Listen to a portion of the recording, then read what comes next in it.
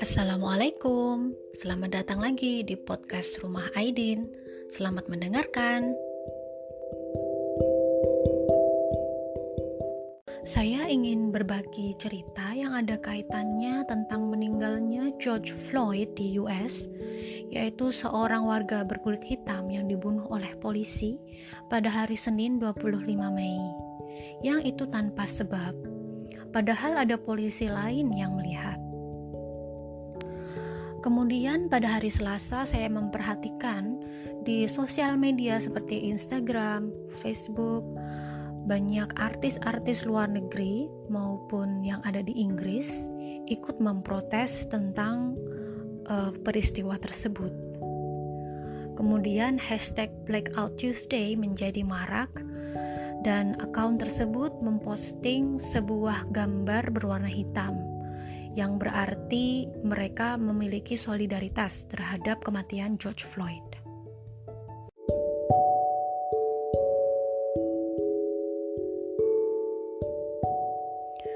Saya jadi ingat pada suatu hari anak saya menunjukkan tangannya. Why I have a dark skin?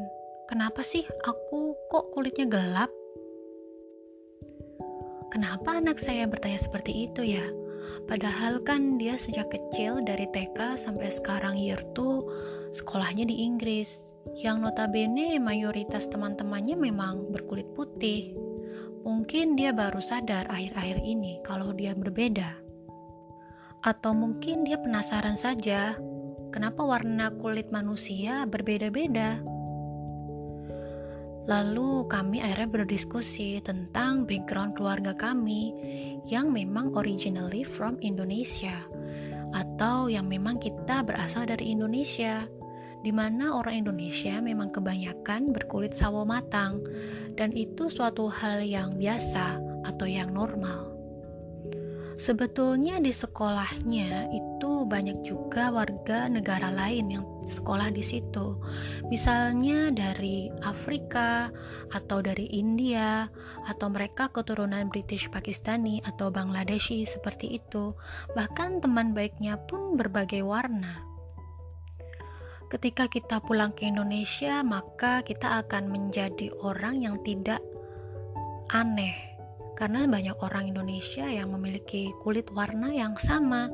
Tetapi ketika kita tinggal di Inggris atau tinggal di Eropa atau di negara lain, itu kita menjadi kelihatan berbeda karena mungkin kita satu-satunya yang berkulit gelap. Tetapi itu bukanlah hal yang masalah, karena perbedaan warna kulit tidak menjadi penghalang untuk berteman dengan teman-teman yang lain. Malahan itu adalah sebuah anugerah bahwa anak-anak kami bisa merasakan perbedaan manusia yang diciptakan oleh Tuhan yang memang berbeda, beragam, tetapi kita berada di sekolah yang sama, belajar hal yang sama, dan juga belajar menjadi warga negara yang baik. Saya juga mengatakan kepada anak saya bahwa it doesn't really matters. Your color, it doesn't really matters. Yang penting kita adalah orang yang baik. Kita bisa berteman dengan teman-teman yang berbeda warna kulit, bahkan berbeda bahasa. Yang penting adalah siapa kita. Apakah kita bisa memberikan sesuatu yang positif kepada orang lain? Bagaimana kalau misalnya rasisme terjadi di sekolah? Misalnya ada kelompok anak yang tidak mau bermain dengan anak yang berbeda warna kulit. Kita memberikan anak contoh, misalnya mereka ingin bermain football, yang itu dalam satu grup adalah 12 orang, dan di kelas berbagai warna kulit, dan misalnya Ailmar, nama anak saya, dia tidak diajak main. Apa yang terjadi? Bagaimana perasaanmu apabila kamu tidak diajak bermain? Justru itulah yang membuat anak kita menjadi berpikir, oh iya, ternyata kalau kita tidak mengajak main orang lain, itu kita merasa left out atau merasa terpinggirkan, dan itu tidak menyenangkan bagi kita. Ketika kita tidak suka hal tersebut, kita tidak mau itu terjadi kepada kita, maka kita tidak boleh melakukannya kepada orang lain. Jadi kita harus berteman dengan siapapun. Yang penting mereka baik, yang penting mereka menghargai siapa kita atau dari mana kita tinggal, tidak mengolok-olok dan sebagainya. Untuk di Inggris sendiri, sebetulnya pembelajaran tentang British values atau prinsip-prinsip tentang keinggrisan itu salah satunya mencakup tentang perbedaan ras dan keturunan maupun perbedaan background. Dan yang ditekankan di pelajaran tersebut adalah perbedaan bukan menjadi penghalang untuk bekerja sama mencapai suatu hal yang positif.